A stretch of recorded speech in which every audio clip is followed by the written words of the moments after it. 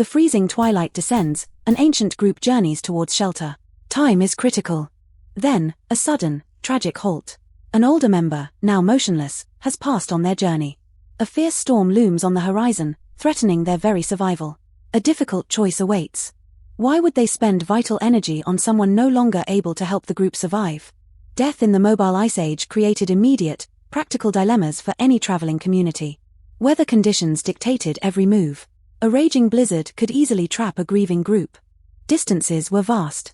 Transporting a body over long routes was an arduous, often impossible, task.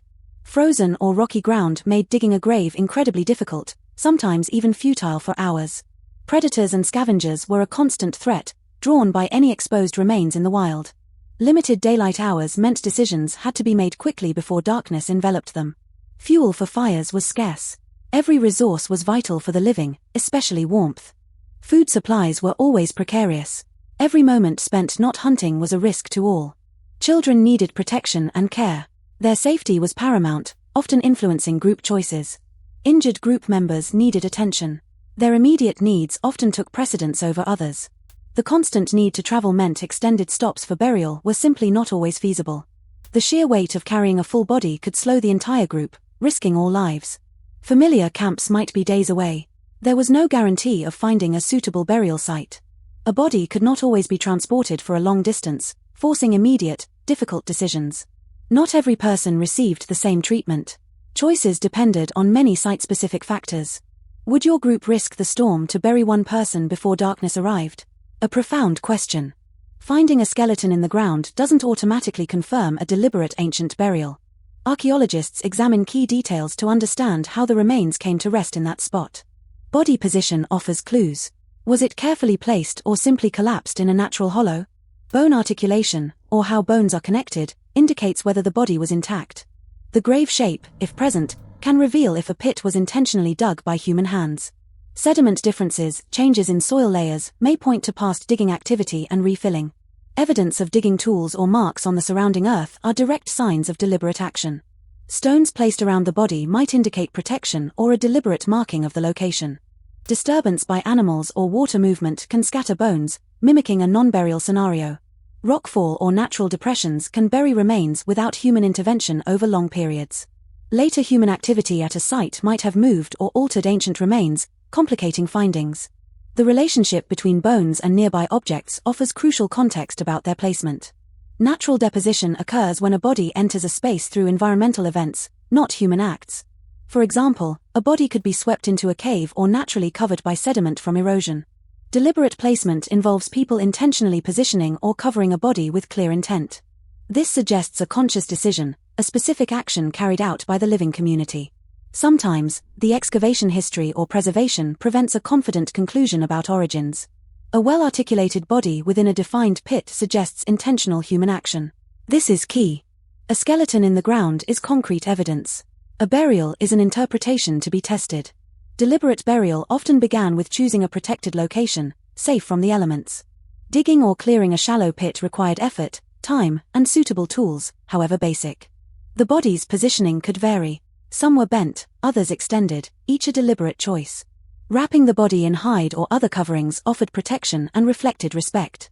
Placing stones nearby could mark the grave, provide protection, or prevent animal disturbance. Covering the body with earth was a common final act, providing a resting place below ground. Applying pigment, like red ochre, sometimes accompanied burials, adding a striking visual.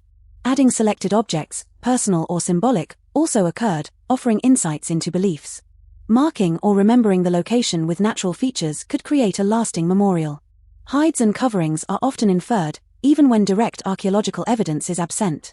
We cannot assume every body was washed, wrapped, or decorated. Practices likely varied widely. Body position may reflect space limitations within a grave or cave. Practicality was key. Transport challenges could influence how a body was carried and then ultimately laid to rest. Cultural choices played a role, with different communities adopting diverse mortuary traditions.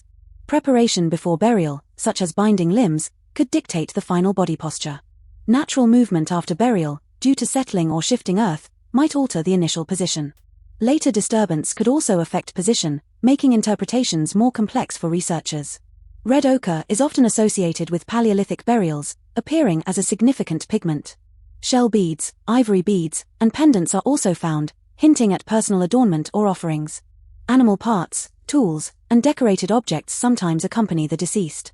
What do they mean? Personal ornaments and crafted items speak to identity, status, or emotional connections. Spears or long crafted objects appear in some graves, suggesting a hunter's identity or status.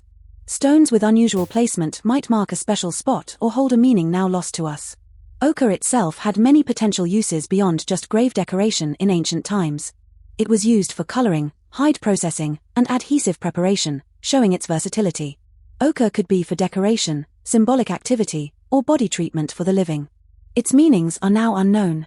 We cannot claim a universal symbolism for red ochre.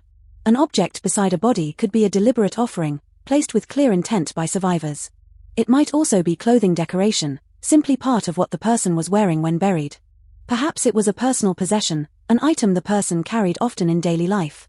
Or it could be material used during the actual burial process, left behind accidentally. An item already present in the sediment, unrelated to the body, is another possibility.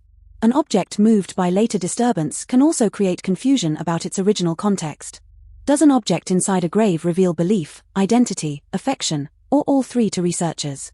This question remains central to archaeological interpretation of ancient grave goods. It highlights the challenges in uncovering the full story from limited material evidence. Some prehistoric child burials receive special attention, showing remarkable effort and care. Sunga in Russia provides a cautious example of elaborate Upper Paleolithic treatment. Here, some children were buried with large numbers of ornaments and carefully made objects. This suggests social identity existed before adulthood, influencing mortuary practices. Family connections likely influenced the treatment, reflecting bonds of love and kinship. The community invested major time and labor, indicating the significance of these young lives. Children could hold symbolic importance, perhaps as links to the future or a spiritual realm. Mortuary treatment was not based only on adult achievements, challenging modern assumptions. We do not claim the children were royalty, leaders, or wealthy individuals in their community. Grave richness doesn't automatically reveal the child's personality or specific achievements. Elaborate burials may reflect the child, the family, or the wider community's values. They could also reflect the circumstances of death, a specific event or unique situation. Cultural traditions played a significant role, shaping how different groups honored the dead. Several factors combined likely led to such detailed and resource-intensive burial practices. All child remains are kept abstract and family-safe in our visual representations. We avoid any imagery that could be disturbing or disrespectful to human remains. Several Neanderthal remains have been interpreted as intentional burials, sparking much debate. Shanidar Cave, in modern-day Iraq, serves as a cautious case study for these practices. Here, articulated remains suggest bodies were intact and purposefully placed in the cave. Deliberate body placement is one supported interpretation, but certainly not the only one. Multiple individuals were found within the cave, hinting at a shared or recurrent space. It was a location used repeatedly across long periods, by different groups or generations. Continuing debate surrounds specific burial details, requiring ongoing research and analysis. The famous flower burial interpretation, once popular, remains strongly disputed by experts. Pollen near a body does not automatically prove flowers were deliberately placed in a grave. Natural agents, like wind or water, can easily move pollen or other plant material. We do not claim Neanderthals held funerals identical to modern human traditions or customs. The debate does not prove Neanderthals lacked emotion, rather, it highlights research limits. The important question is whether deliberate treatment occurred, not if beliefs matched ours. Did they carefully arrange the deceased, showing respect, or simply leave them in a natural spot? The nuances of their mortuary behaviors remain a fascinating, evolving area of study. Burial effort, a commitment of resources, may suggest deep emotional attachment and respect. Preparing a grave requires time, energy, and cooperation among the living community members. It demands tools and attention to detail, diverting resources from immediate survival tasks. These costs are consistent with emotional attachment and respect for the deceased individual. Fear of the dead, social obligation, or hygiene concerns could also motivate such actions.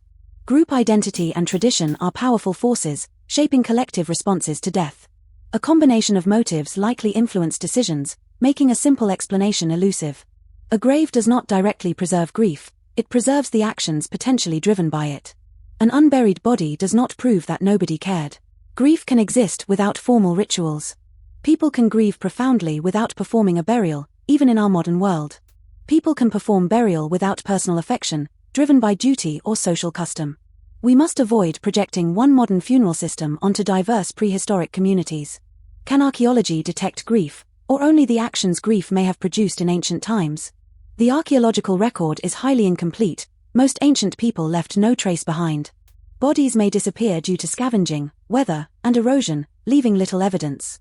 Water and acidic soil can dissolve bones, making their preservation nearly impossible. Cave disturbance or later occupation by humans can also destroy or scatter remains. Shallow burial offered less protection, allowing natural forces to quickly remove evidence. Frozen ground movement or construction by later communities also eradicated ancient graves. Ancient removal or relocation of bodies could occur, perhaps for secondary burial practices. Excavation damage from earlier, less careful methods could also destroy crucial context. Some groups may have practiced exposure, leaving bodies to the elements for natural processes. Temporary placement or secondary burial after a period of exposure were also possibilities. Removal of selected bones might have occurred, possibly for ritual or symbolic purposes. Returning to remains later, after a journey, could have been a way to process loss. Spectacular graves may represent unusual people or events, not ordinary treatment for everyone. Burials can reveal information about cooperation and collective effort within a community. They offer clues about identity, group membership, and how individuals were perceived. Technology and clothing construction can be inferred from tools and ornaments found in graves. Child burials specifically shed light on ancient childhood and family dynamics. Movement patterns and health conditions can be studied from skeletal remains and grave types. Diet and relationships within the group can sometimes be deduced from specific burial contexts. Cultural differences are highlighted when comparing burial practices across diverse sites. However, burials can distort the picture of daily life. A grave is a selected moment. The objects in a burial tell us about the living community as much as the deceased. Archaeology may preserve bones, pigment, beads, and the shape of grave pits, offering data. It usually cannot preserve a person's name, final words, songs, or private prayers. Stories told at the grave, family arguments, fear, or hope are also lost to time. Belief in an afterlife or the exact reason each object was placed remains unknown. The evidence shows deliberate action, but its original meaning is often beyond our grasp. Back to our group.